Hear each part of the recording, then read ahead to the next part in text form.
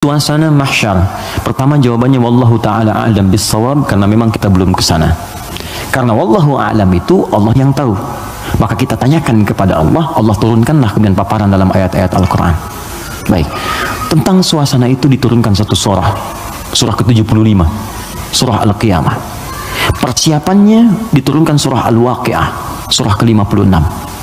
Waktu terjadinya diturunkan surah ke-31 ayat 34. Tentang kiamatnya, peristiwanya, persiapannya. Waktunya tidak diketahui, dirahasiakan supaya kita semangat untuk beramal dalam persiapannya. Makanya kalau Nabi ditanya kapan kiamat, Nabi balik tanya persiapan kamu apa? Ya. Jawaban Nabi, jangan sibuk pikirkan kiamat, sibuk pikirkan amalan dirimu untuk ke situ. Karena kiamat pun dirahasiakan oleh Allah supaya kita semangat untuk beribadah menyambut itu. Dan gak akan ada umat Nabi Muhammad kemudian hidup saat kiamat, gak ada. Semua akan diwafatkan yang soleh-soleh. Gak akan mengalami itu. Gak akan mengalami. Semua wafat. Maka turun Quran surah ke-31 ayat 34. Innallaha indahu ilmus sa'ah. Sungguh hanya milik Allah pengetahuan tentang waktu tepatnya terjadi kiamat. Sa'ah. Tuh, diksi Al-Quran tuh indah sekali. Kiamat tuh kan di Quran banyak. Malik yaumuddin kiamat. La uqsimu bil yaumil qiyamah, yaumul qiyamah, yaumul ba'ts, hari kebangkitan. Tapi ketika menunjuk waktu pakai sa'ah. Innallaha 'indahu 'ilmus sa'ah. Sa'ah itu kalau sekarang jam. Di jam itu ada menitnya? Ada detiknya? Ada. Bahkan sampai ke menit detiknya hanya Allah yang tahu. Di sini ada 5 hak prerogatif Allah. 5 yang tidak diketahui oleh siapapun, bahkan even itu malaikat. Makanya di hadis Muslim nomor hadis ke-8, malaikat bertanya pada Nabi, mata sa'ah, kapan terjadi kiamat? Kata Nabi, mal mas'ulu anha bi'a'lama minas sa'il. Yang ditanya tidak lebih tahu daripada yang bertanya. Anda kan yang dekat dengan Allah, Anda yang tahu. Nah, ini ingin menegaskan bahkan saya pun malaikat yang paling dekat dengan Allah nggak tahu kapan terjadinya. Apalagi dukun yang kemudian tiba-tiba ada di bumi. Ya? Ahli langit pun nggak tahu masa ahli bumi kemudian tiba-tiba bisa menerawang. Ya, makanya kalau ada yang mengatakan kiamat akan terjadi tanggal sekian, bulan sekian, tahun sekian, udah abaikan aja. Ya, itu paling gampang, sudah jauhi. Saya di Garut dulu tahun 99, itu menjelang tanggal 9, bulan 9, tahun 99, tersebar isu akan terjadi kiamat. Sebagian ada yang sepi tuh, sepi di pasar Garut tuh, Tarogong sepi apa. Saya bilang, kenapa nggak pada beraktivitas? Isu kiamat menyebar. Tiba-tiba nggak terjadi, diundur katanya ke tahun 2012. Terjadi pengunduran kiamat, Anda bayangkan. Jadi itu poinnya. Jadi kalau waktu jangan ditanya kapan terjadi. Yang penting untuk diketahui adalah persiapan kita apa. Dan paling dahsyat adalah jika terjadi perbuatan-perbuatan yang dengan perbuatan itu tanda-tanda kemudian kiamat itu semakin menuju dekat. Tapi dekat dalam pandangan Allah dengan kita berbeda. 1 hari bagi Allah hitungannya hari, bagi kita kan 1000 tahun. Ya kan? Bagi Allah dekat nih. Iqtarabatis sa'atu wansyaqqal qamar. Bulan telah terbelah, kiamat semakin dekat. Kiamat semakin dekat itu bukan saat Bang Deddy bikin sinetron 15 abad yang lalu itu turun ayat kiamat sudah dekat. Itu kalimat Quran. Kiamat sudah dekat 15 abad yang lalu. Cuman sudah 15 abad belum kejadian. Karena bagi Allah tuh gampang, tinggal 10 hari lagi, tinggal 7 hari lagi. Cuman sehari itu kan ribuan tahun. Jelas ya? Maka jangan dipikirkan waktunya. Tapi Nabi kemudian ditanya oleh malaikat, ma amaratuha, apa tanda-tandanya?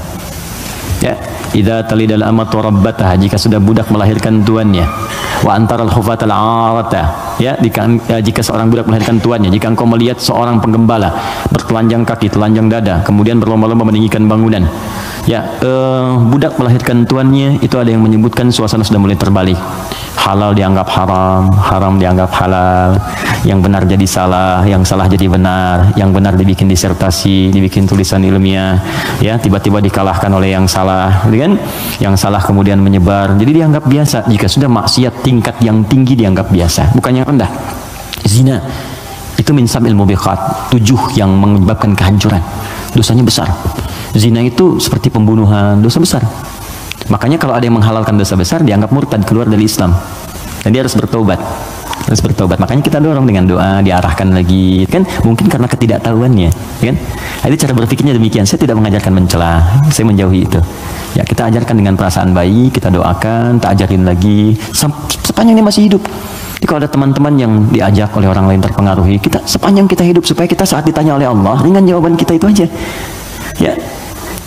Apa pernah ada Nabi mengharapkan umatnya ke neraka? Tidak. Lantas kenapa Anda memvonis dia sebagai ahli neraka?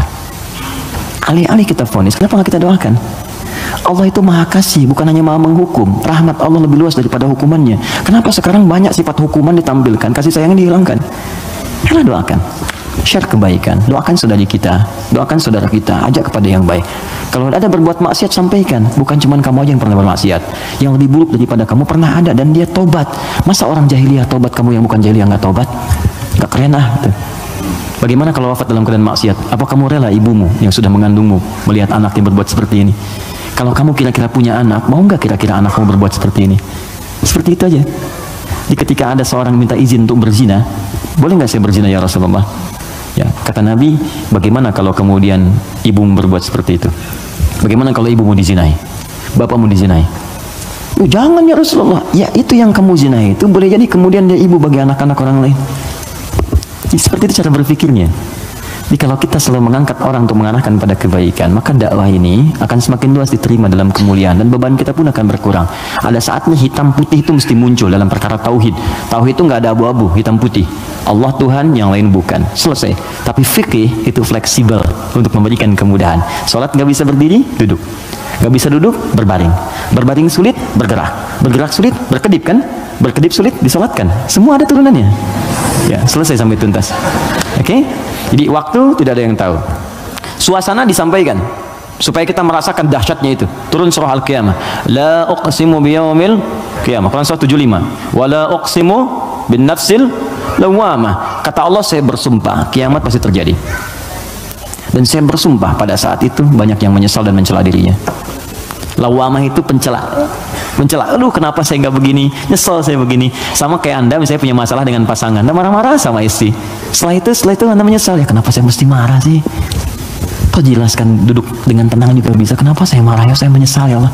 Tapi biasanya pertama setan akan menghambat kita untuk berbicara dulu, ditahan, jadi diam-diaman gitu. Itu begitu tuh caranya. Itu di Quran ada. Dan solusinya juga ada. Nah, ada penyesalan setelah itu. Sama ke anak juga begitu. Anak berbuat salah terus kita marah ya. Kamu ini kemana nggak ngerti mama ya. Tapi setelah itu ya Allah, kok saya marah sih? Ya, kok saya marah sih gitu kan? Nah, itu lawamah namanya. Mencela diri pada sesuatu yang tidak seharusnya terjadi. Hari kiamat lebih banyak lagi. Kenapa dulu saya nggak sholat? Kenapa dulu saya nggak beriman? Kenapa dulu saya begini? Itu kiamat. Dan itu sudah bukan ranah kita lagi. Kata Allah, kalian yang beriman wafat dulu supaya nggak melihat hiruk pikuk orang. Biarkan mereka sibuk menyesali dengan apa yang telah mereka kerjakan. Karena kamu dakwahi, nggak mau beriman juga. Diberikan 5 kali sehari petunjuk dari bangun tidur sampai tidur lagi. Ini Allah nih, syahadatlah, ayo sholat, ayo beramal. Ini Allah nih, Allahu Akbar, Allahu Akbar. Bahasa Arabnya, ya asyhadu an la ilaha illallah, kan 5 kali kan? Dari bangun tidur sampai tidur lagi. Sepanjang hidup loh, setiap hari. Kurang apa lagi? Kurang apa lagi? Dan lafaz ini kenapa disebut adzan? Apa artinya adzan? Panggilan. Apa artinya panggilan? Adzan. Saya memanggil kamu kemarin, saya mengadani kamu kemarin. Tidak. Adzan itu panggilan, tapi bukan sekedar panggilan. Adzan itu seakar juga dengan kata uzun, jamaknya adzan, artinya telinga. Kenapa lafaz ini disebut dengan adzan? Karena Allah menjamin lafaz ini satu-satunya lafaz di muka bumi yang terus akan didengar oleh orang yang masih punya pendengaran di telinganya. 24 jam tidak berhenti. Makanya waktu adzan itu bisa berbeda di setiap tempat. Coba lihat, di sini adzan, nanti setelah saya Bintaro adzan, Tanah Kusir adzan, kan? Jakarta adzan, ke Bekasi adzan, sebelumnya ke Bandung, terus 24 jam. Itu Mesir selesai adzan, Libya adzan, Libya selesai Tunis adzan, Tunis adzan, Maroko adzan. Demikian terus 24 jam diperdengarkan supaya kita nggak punya alasan lagi di hadapan Allah Subhanahu wa taala.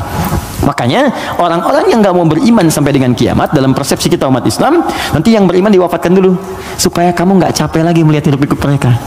Kamu istirahat aja nanti sampai saat hisab selesai.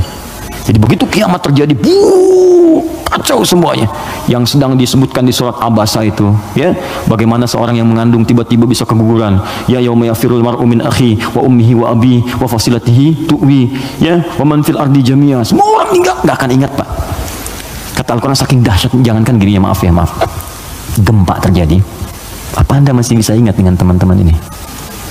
Demi Allah saya katakan, gempa goyang dikit dah keluar, lari semua. Masing-masing menyelamatkan dirinya. Dalam bahasa Arab sekali gempa disebut zilzal. Kalau digoyang, idza zulzilatil ardu, sekali Ya sekali, kalimatnya sekali. Zulzilatil ardu itu artinya goncangannya menghancurkan yang atas, hancur semua ke bawah. Jelas?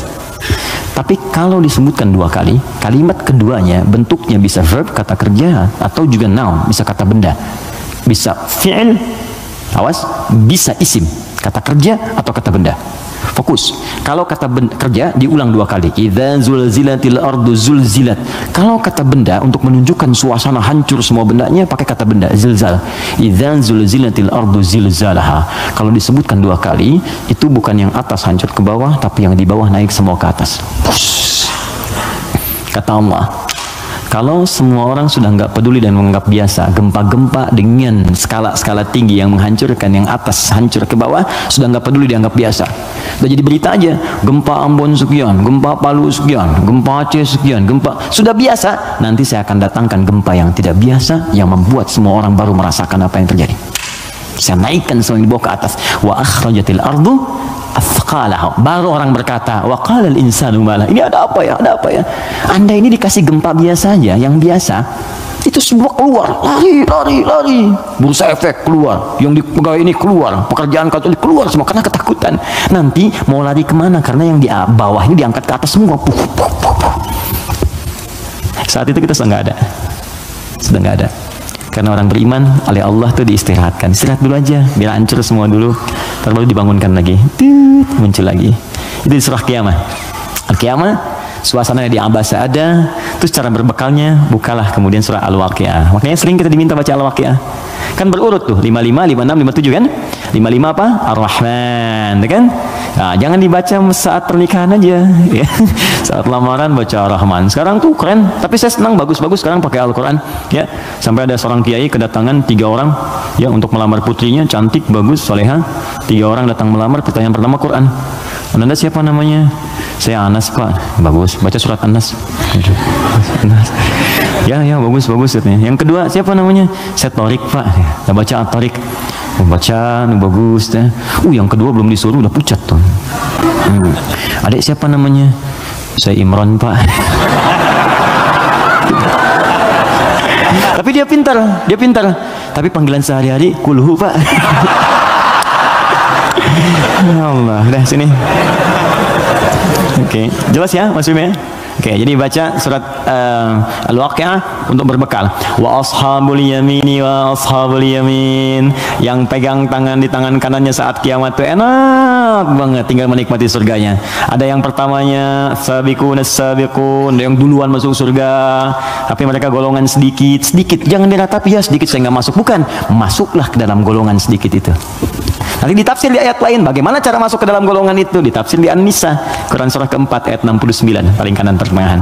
Wa may yuti'illaha wa rasul, siapa yang mau taat kepada Allah dan Rasulnya, fa ulaika ma'al ladzina an'amallahu 'alaihim, maka mereka akan disertakan dengan golongan sedikit. 4 spesifik, 4 golongan saja. Minan nabiyyina, dengan semua nabi. Jadi ada orang yang tinggal di surga sekomplek dengan semua nabi. Dari Nabi Adam sampai Nabi Muhammad SAW. Enak tuh. Kamu tinggal di mana, akhi?